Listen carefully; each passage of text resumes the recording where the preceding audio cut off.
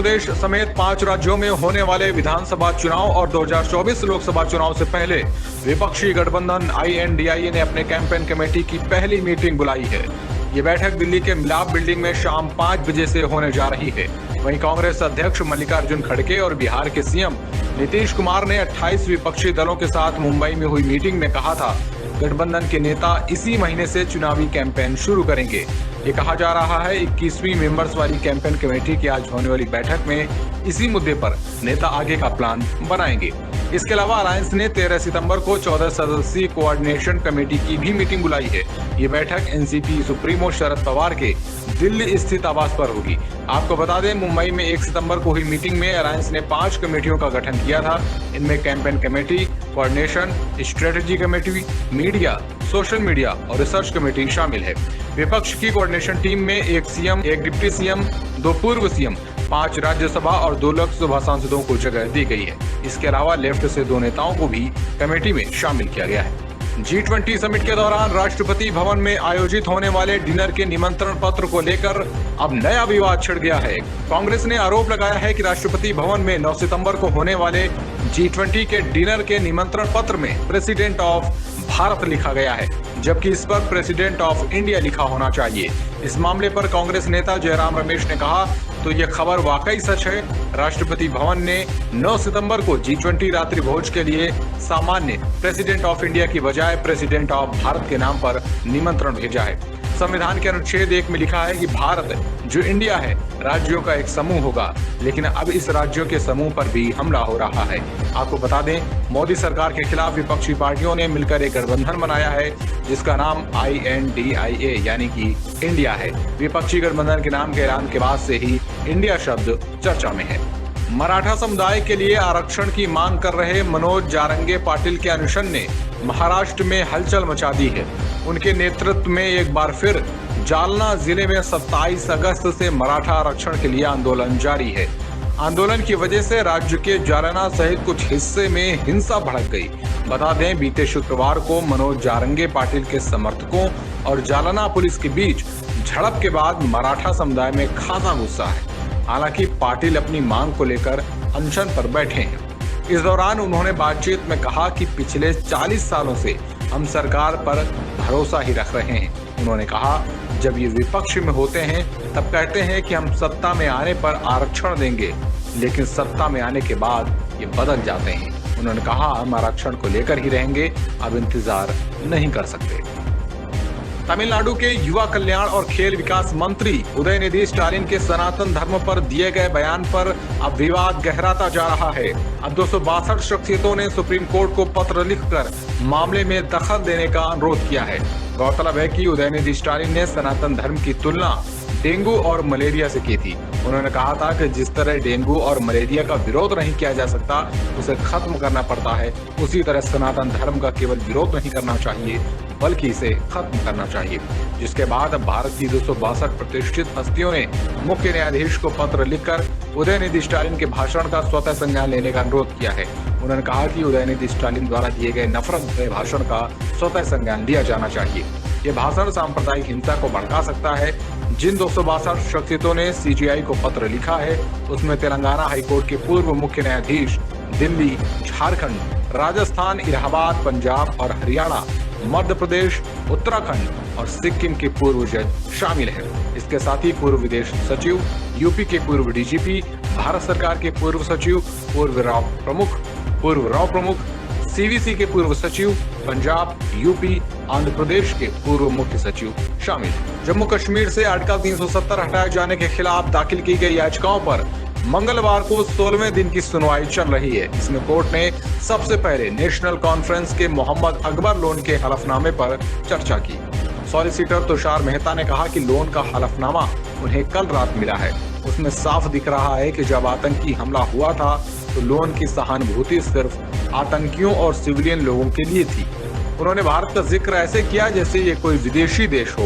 तुषार मेहता ने कहा कि लोन के हलफनामे में ये बात होनी चाहिए कि वे इस बयान को वापस ले रहे हैं। वे आतंक का समर्थन नहीं करते हैं, वे किसी अलगाववादी गतिविधि का समर्थन नहीं करते हैं और इस देश का कोई नागरिक ऐसी बात नहीं कर सकता है।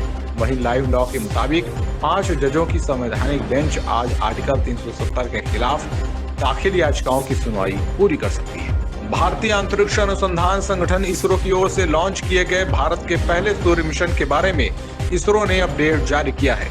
बता दें, आदित्य L1 लगातार अपनी निर्धारित दिशा में सफलतापूर्वक बढ़ रहा है। अब इसरो ने अपडेट जारी करते हुए बताया कि मिशन के यान ने सफलतापूर्वक पृथ्वी की कक्षा बदलने का दूसरा चरण भी पूरा कर लिया है। इसरो ने अपडेट जारी करते हुए बताया कि दूसरा चरण सफलतापूर्वक पूरा करने के बाद आदित्य L1 की नई कक्षा 282 किलोमीटर उड़े 40,225 किलोमीटर हो गई है। अब इसरो की ओर से 5 दिन बाद आदित्य L1 को तीसरे ऑर्बिट में पहुंचाया जाएगा।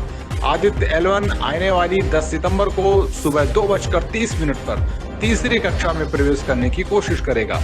जब आदित्य L1 पृथ्वी के स्फीयर ऑफ इन्फ्लुएंस यानी गुरुत्वीय बल के दायरे से बाहर हो जाएगा, तब ट्रांस लेग्रांज 1 इंसर्शन किया जाएगा, यानी उसे सूर्य की ओर L1 पॉइंट के लिए मोड़ दिया जाएगा।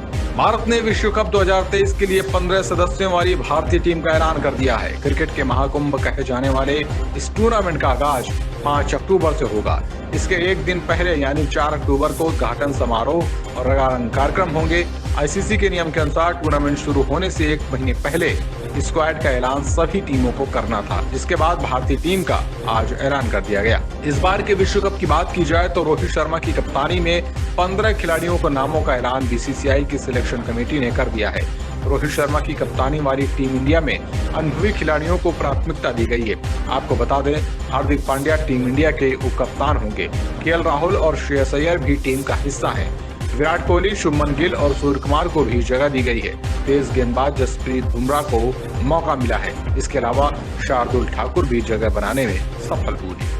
केंद्रीय गृह मंत्री अमित शाह ने आज मध्य प्रदेश के मंडला जिले में जन आशीर्वाद यात्रा को हरी झंडी दिखाकर रवाना किया। इस दौरान उन्होंने केंद्र और राज्य सरकार के कामकाज के बारे में जनता को बताया।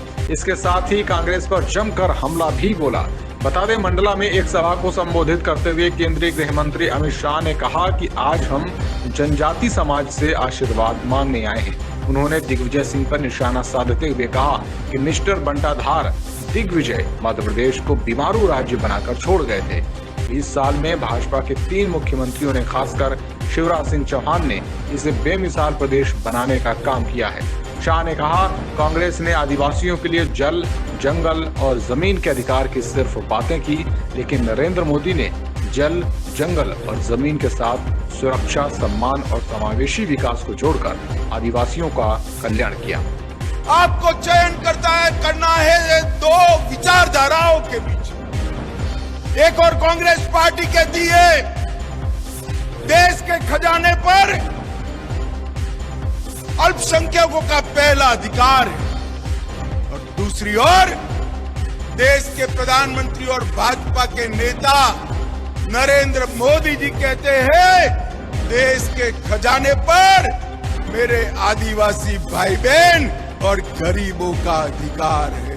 देश की राजधानी दिल्ली में आगामी 8 से 10 सितंबर तक G20 शिखर सम्मेलन का आयोजन होने जा रहा है। इसको लेकर छोटे बड़े स्तर पर जोर शोर से तैयारियां की जा रही हैं। देश की राजधानी दिल्ली विदेशी मेहमानों के सामने किसी भी सूरत में फीकी नजर नहीं आए, इसके लिए हर संभव प्रयास किए जा रहे हैं। बता दें, G20 शिखर सम्मेलन में दुनिया की महाशक्ति के रूप में जाने जाने वाले अमेरिका समेत कई अन्य बड़े देशों के राष्ट्राध्यक्ष और वीवीआईपी भारत आ रहे हैं। इससे ठीक पहले दिल्ली की सड़कों पर बेहद ही चमचमाती और आकर्षक नजर आने वाली 400 नई इलेक्ट्रिक बसों की बड़ी खेप भी उतारी गई है। दिल्ली को इन बसों की सौगात दी गई है, जिसका शुभारंभ आईपी डिपो से किया गया है। मिली जानकारी के मुताबिक इन नई बसों को दिल्ली के उपराज्यपाल वीके सक्सेना और मुख्यमंत्री अरविंद केजरीवाल ने संयुक्त रूप से हरी झंडी दिखाई।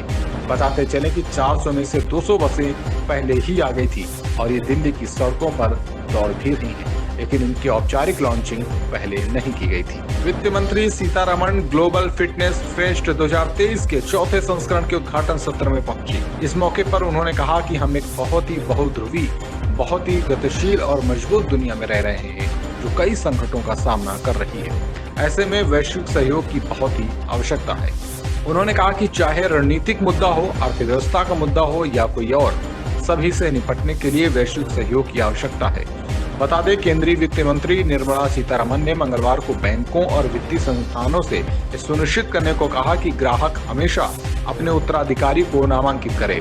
इससे ऐसी स्थिति से बचा जा सकेगा जिसमें लावारिस धन में कमी आएगी। दरअसल कई बार लोग उत्तराधिकारी नामांकित नहीं करते हैं, जिससे उनके निधन के बाद उस धन पर दावा करने वाला कोई नहीं होता। एक रिपोर्ट के अनुसार अकेले बैंकिंग प्रणाली में 35,000 करोड़ रुपए से अधिक लावारिस जमा राशि है, जबकि लावारिस धन की कुल मात्रा 1 लाख करोड़ रुपए से अधिक है।